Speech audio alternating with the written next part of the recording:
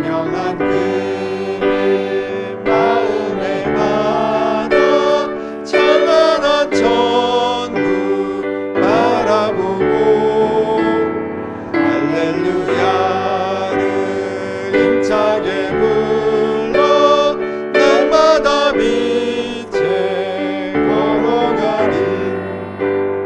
하늘의 영광 하늘의 영광 나의 맘속에 차고도 넘쳐 할렐루야를 힘차게 불러 영원히 주를 찬양하리.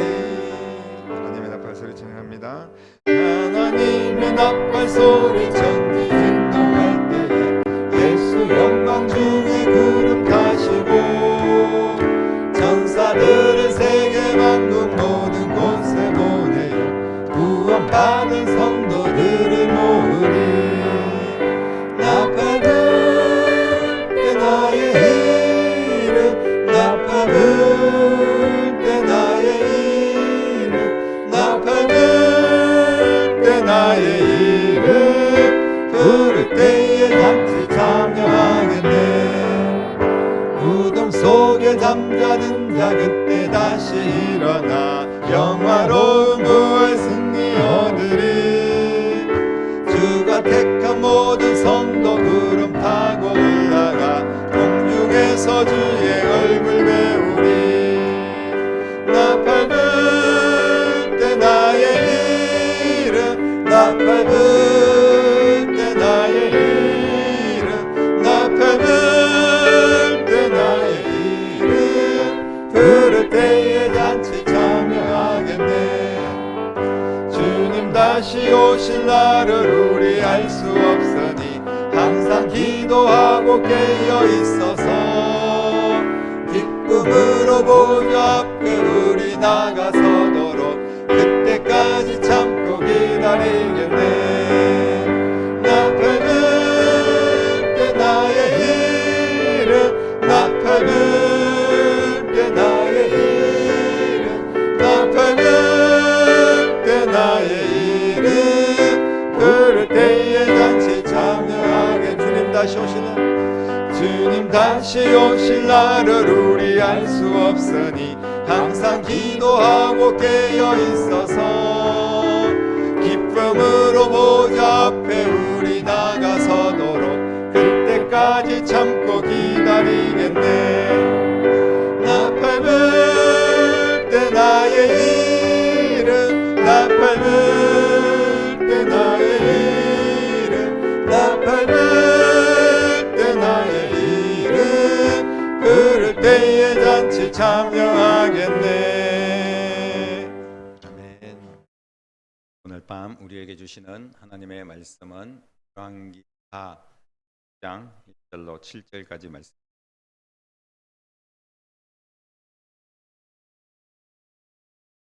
같이 한 목소리로 읽겠습니다. 선지자의 제자들이 엘리사에게 이르되 보소서 우리가 당신과 함께 거주하는 이곳이 우리에게는 좁으니 우리가 요단으로 가서 거기서 각각 한 제목을 가져다가 그곳에 우리가 거주할 처소를 세우사이다 하니 엘리사가 이르되 가라 하는지라. 그 하나가 이르되 청하건대 당신도 종들과 함께 하소서 하니 엘리사가 이르되 내가 가리라 하고 드디어 그들과 함께 가니라. 우리가 요단에 이르러 나무를 베더니 한 사람이 나무를 벨 때 쇠 도끼가 물에 떨어진지라. 이에 외쳐 이르되 내 주여 이는 빌려온 것이니이다 하니 하나님의 사람이 이르되 어디 빠졌느냐 하매 그곳을 보이는지라. 엘리사가 나뭇가지를 베어 물에 던져 쇠 도끼를 떠오르게 하고 이르되 너는 그것을 잡으라 하니 그 사람이 손을 내밀어 그것을 집으니라. 오늘 밤도 믿음으로 순종하는 자들에게 하나님의 격을 주는 은혜가 여러분 가운데 넘쳐나기를 여러분 축복합니다. 엘리사 선지자와 한 생도의 이야기입니다. 엘리사가 활동하던 시기를 우리가 좀 역사적으로 보면 아합 왕 때, 북이스라엘 아합 왕 때 엘리사가 활동을 했습니다. 물론 그 스승인 엘리야도 아합 왕과 이세벨과 대항해서 싸우고 이렇게 갈멜산에서 기도로 승리하고 이런 일들이 있었습니다만, 이제 엘리사는 하나님께서 불병거를 타고 하늘로 올라가도록 그렇게 하나님이 불러주셨습니다. 그 전에 하나님께서 엘리야를 통하여서 엘리사를 세워라. 그래서 엘리사가 이제 선지자가 되는 그런 과정이 있었습니다. 그런데 그 당시에 이 북이스라엘은 우상 숭배가 심하고, 그리고 정말 독재자와 다름이 없는 그런 아합 왕의 시대였기 때문에 스승에게서 전권을 이어받았다고 할지라도 그 사역은 너무나 힘든 사역이었습니다. 특히 엘리사 선지자는 전직이 농사꾼이고, 그리고 성경에 보면 대머리다 이런 표현을 쓰고 있습니다. 그래서 머리가 없다는 게 뭐 그렇게 문제가 되는 게 아니라 그만큼 외모도 볼품이 없고, 그리고 농사꾼 출신이고, 그래서 이런 사람이 엘리야의 후계자가 된다는 것은 모든 생도들이, 그리고 그 제자들이 그것을 인정하는 게 쉽지 않았습니다.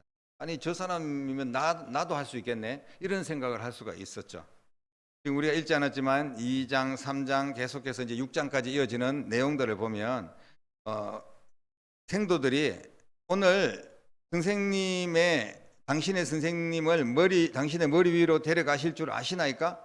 지금 엘리야가 이제 성전으로 올라가는 것을 이야기하는 겁니다. 그러니까 나도 알고 있다, 잠잠해라, 이렇게 이제 끊어버리죠. 그러니까 사람들이 엘리사 선지자가 과연 영적인 사람인가, 이 사람이 과연 우리를 이끌 수 있을 것인가, 여기에 대한 많은 의구심을 가지고 있었던 것을 보게 됩니다. 그래서 엘리사 선지자는 하늘로 올라가는 엘리야 선지자에게 영감을 주십시오. 내가 선생님이 올라가고 난 뒤에 어떻게 이 민족의 선지자로 활동을 할 수 있겠습니까? 내게 영감을 주시되 갑절의 영감을 주십시오. 이렇게 구합니다. 엘리야가 엄청난 사람인데 그 엘리야보다 갑절을 더 요구했던 거예요. 그런데 실제로 그 갑절의 은사를, 그리고 영감을 하나님께서 허락하신 줄로 믿으시기를 바랍니다. 엘리사는 사실은 그냥 평범한 사람이었어요. 자기가 원해서 주의 종이 된 것도 아닙니다. 하나님께서 갑자기 엘리야를 보내서 자기를 선지자로 쓰겠다 이렇게 하셔서 그냥 그 말에 순종한 것 뿐인데, 그런데 생도들은 엘리사 선지자를 막 무시하고 업신여기는 그런 부분들이 있었다는 거예요. 그러나 우리 하나님께서는 엘리사 선지자가 비록 농사꾼이고 외모도 볼품없고 가진 것도 없지만 하나님께서 세우신 자라는 것을 분명하게 보여주셔서 누구든지 엘리사를 함부로 하지 못하도록 하나님께서 역사하신 줄로 믿으시기를 바랍니다. 이 첫 번째 사건 2장에 보면 19절 이하에 보면 썬물, 여리고성에 썬물이 있는데 거기다 소금을 넣습니다. 소금을 넣음으로 말미암아 단물로 변하게 하는 그런 사건을 통하여서 이분이 정말 선지자 대단한 분이구나, 이런 것들을 이제 생도들과 그 제자들과 백성들이 깨닫게 되는 거죠. 그리고 두 번째 사건은 뭐냐 하면 생도들이 식사를 하기 위해서 채소를 썰어다가 이제 국을 끓였는데 독풀이 있는 것을 모르고 같이 먹다가 이제 고통을 호소하는, 그때 엘리사 선지자가 가루를 넣어서 해독하는 그런 내용이 4장 38절 이하에 나옵니다. 그러니까 뭐 지금 소금 그리고 무슨 가루 이런 것들을 지금 이용해서 기적이 일어난 거예요. 그리고 오늘 세 번째 사건 뭐냐 하면 바로 우리가 읽었던 강에 도끼를 꺼내기 위해서 나뭇가지를 꺾어서 넣습니다. 그래서 도끼가 떠오르는 거예요. 이 세 가지 동일한 사건에서 보면 뭔가를 넣습니다. 뭔가를 넣었더니 기적이 일어났다는 거예요. 소금가루나 무슨 소금이나 가루나 아니면 나뭇가지나 이런 게 무슨 능력이 있겠습니까? 하나님께서 엘리사에게 능력을 주시고 엘리사를 하나님의 종으로 사용하시기 위해서 갑절의 영감을 더하시고 믿음으로 순종한 엘리사에게 하나님의 능력으로 기적을 주신 줄로 믿으시기를 바랍니다. 하나님은 엘리사와 함께하고 계신다. 그를 전적으로 보여주시는 사건이라는 것을 우리는 기억해야 됩니다. 오늘 이 세 가지 기적을 통하여서 엘리사를 무시하지 않고 믿음으로 도움을 청했던 이 생도, 제자죠. 엘리사의 제자인데 이 제자를 통하여서 우리는 그런 자세로 우리가 신앙생활을 해서 우리도 기적을 경험하는 삶을 살아야 되겠다는 그런 말씀을 함께 나누려고 합니다. 이 생도는 엘리사를 하나님이 보내신 선지자로 믿었습니다. 그냥 보기에는 별 볼 일 없는 사람이에요. 아까도 말씀을 드렸듯이 엘리사는 농사꾼이고 뭐 많이 배우지도 않았고 언변이 좋지도 않았고, 그리고 무엇보다도 엘리사는 또 대머리라고 표현하면서까지 여러 가지 외모도 좋지 않았습니다.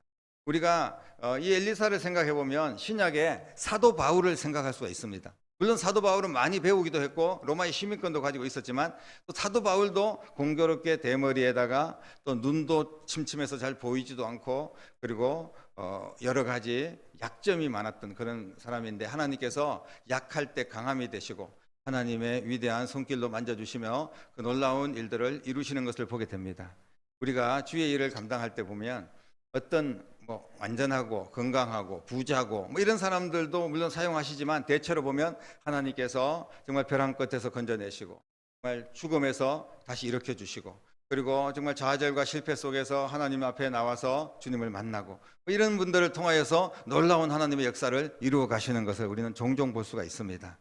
오늘 보면 강에 도끼를 빠뜨렸는데 이 도끼는 철로 만든 것입니다.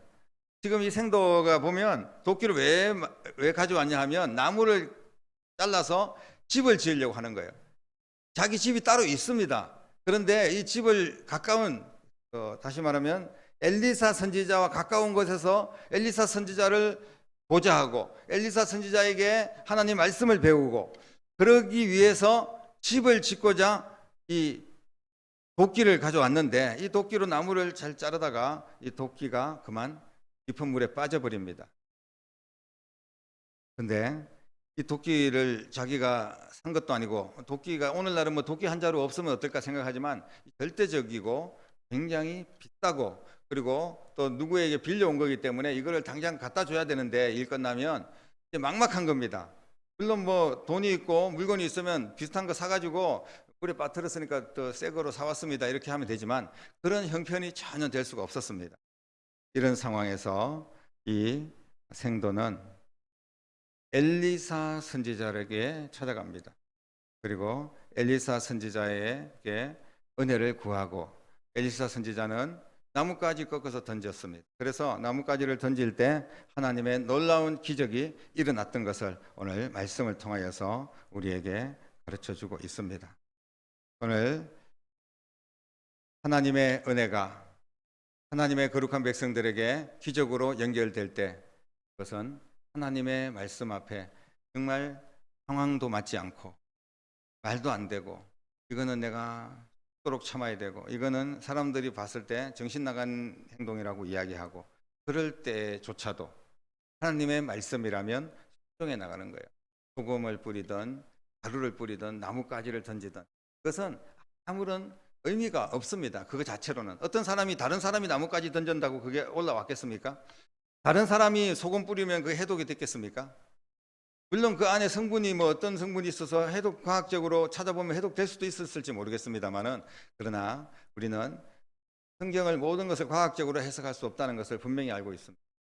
그리고 하나님께서 나뭇가지든 또 도끼든 강물이든 모든 것을 창조하시고 주관하시는 하나님이시기 때문에, 도끼 하나, 쇠 도끼지만 그 도끼가 떠오르게 하는 것은 하나님께는 아주 쉬운 일이라는 사실을 믿으시기를 바랍니다.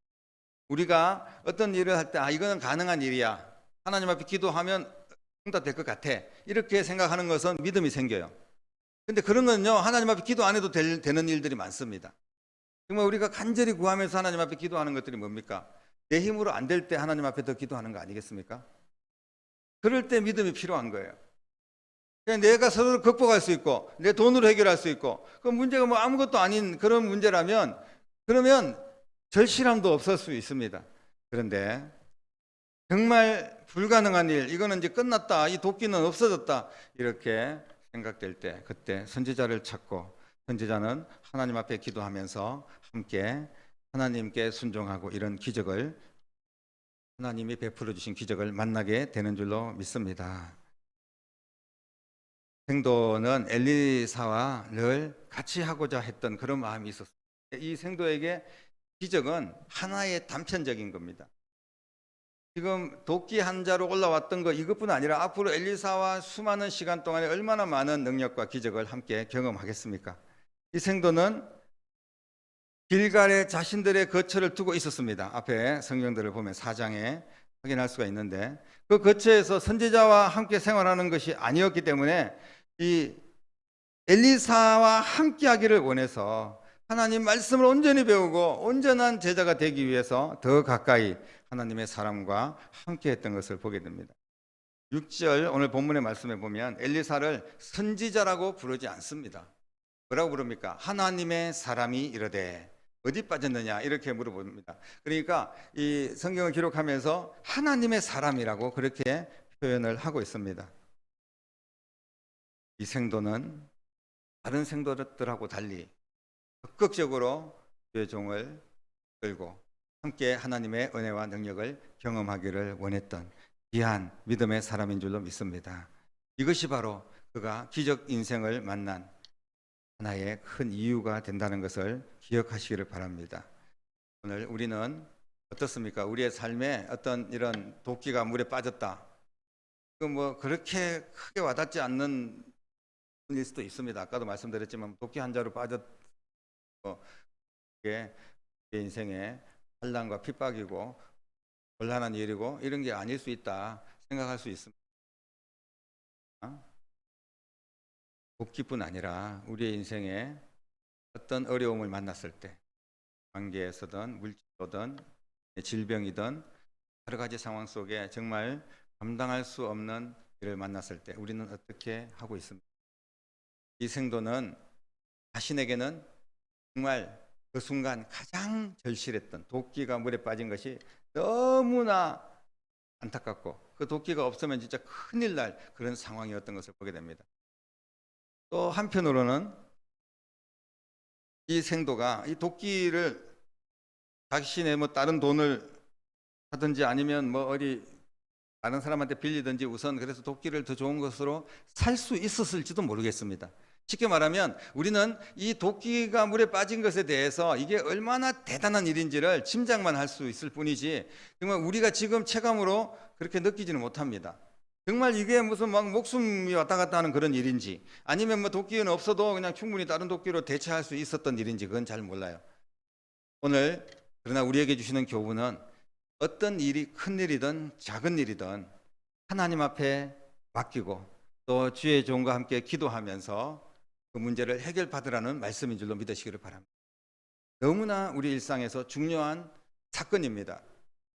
여러분, 우리가 정말 너무나 큰 사건은 하나님 앞에 막 엎드려 기도합니다. 그런데 우리가 작은 일에서 하나님께 기도하고 또 성도들이 함께 기도하고 주의 종과 함께 기도하고 이런 습관이 전혀 안 돼 있다가 작은 일은 내 스스로도 해결할 수 있으니까 수영 잘하는 사람이 가서 도끼 그냥 뭐 오든지 그래도 되지 않겠습니까? 그렇게 인간적으로 해결할 수 있는 부분들도 있는데 그런데 먼저 선지자를 찾고 함께 합력해서 하나님의 기적을 본다는 거예요. 이것은 우리가 대단한 일에만 갑자기 어느 날 느닷없이 막 내 인생에 죽을 일이 생겼습니다. 큰 사건과 사고와 질병과 뭐 자녀들의 막 엄청난 문제 터지고 그랬을 때 그때 하나님 제발 살려주십시오, 도와주십시오 이렇게 부르짖고 너무나 급하니까 막 목사님 불러서 막 기도해 주십시오 뭐 이럴 수가 있습니다. 물론 당연히 그렇게 해야 되고 바람직한 거죠. 너무나 힘들고 어려울 때 주님을 찾고 주의 종과 함께 기도하는 건 너무나 중요한 일입니다. 그러나 그런 대단한 일뿐 아니라 일상 속에서 크고 작은 모든 일들 가운데 하나님께 먼저 기도하고 하나님의 앞에 그 문제를 해결받기를 원합니다.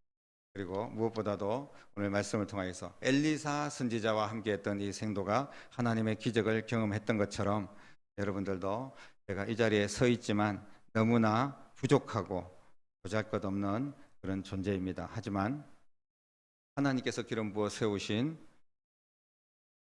주의 종이고 하나님 또 세우셨다는 것을 믿고 하나님을 신뢰하는 마음으로 바라봐야 됩니다. 그래서 같이 부족함을 위하여 기도하고 협력하여 교회를 세워나가고 우리가 어려운 일이 있을 때 작은 일이든 큰 일 함께 말씀 붙들고 기도하며 나아가고 이런 훈련, 습관이 계속해서 있어야 됩니다.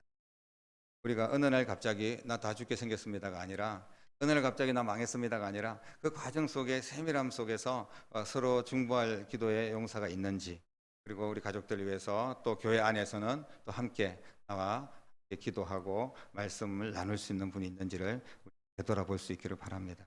그렇게 했을 때 하나님은 기적을 주시는 거예요. 하나님의 방법이 있습니다. 분명히 어떤 경우에도 하나님은 방법이 있습니다. 여러분 그렇게 믿으시기를 바랍니다. 오늘 사실 하나님의 방법이 나뭇가지를 꺾어서 넣는 건데 이게 도대체 무엇입니까? 웃기는 행동 아닙니까? 그런데 이게 하나님의 방법이라는 거예요. 여러분 하나님의 방법은 하나님의 말씀 앞에 있는 줄로 믿으시기를 바랍니다. 세상 사람들은 하나님 말씀대로 살고 하나님의 말씀을 붙들고 나아가기를 원하지 않습니다. 최후의 순간까지 자신의 방법대로 인간적으로 해결해 보려고 애를 씁니다. 하지만 우리 모든 믿는 자들은 처음부터 애시당초 하나님의 말씀 붙들고 하나님의 사람과 하나님과 함께 그렇게 이 모든 우리의 인생길을 걸어가고 문제를 해결받고 나아가는 여러분 될 수 있기를 간절히 바랍니다. 그래서 이 생도에게 우리가 배울 수 있는 것은 자신이 처한 모든 문제들 가운데 가장 먼저 엘리사에게 달려왔다는 거예요. 하나님은 이 일을 기뻐하시고 하나님이 세우셨기 때문에 하나님 엘리사를 통하여서 기적을 주셨습니다. 이것은 앞으로 지금 아합 왕과 대항해서 북쪽 이스라엘을 이끌어가야 될 영적으로 이끌어가야 될 선지자의 역할을 해야 되는데 그러기 위해서는 이 생도들이 신뢰를 해야 됩니다. 그리고 하나님께서 그러기 위해서는 기적과 능력을 주시는 거예요. 오늘날 이 어려운 시대에 우리가 함께 하나님의 나라 가는 그날까지 이 험한 세상에서 전쟁터 같은 세상에서 싸워서 이겨야 되는데 그러기 위해서는 믿음을 가지고 말씀 붙들고 주의 종과 함께 서로 신뢰하면서 나아가야 될 줄로 믿으시기를 바랍니다. 엘리사도 아까도 말씀드렸지만 너무나 부족한 사람입니다. 보잘것없는 인생이었습니다.